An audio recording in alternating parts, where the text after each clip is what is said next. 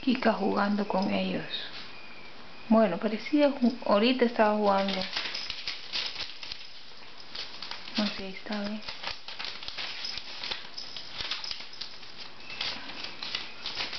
Pero con la Lulu casi no tanto, me imagino que porque es más delicadita ella. Los otros ya se le lanzan.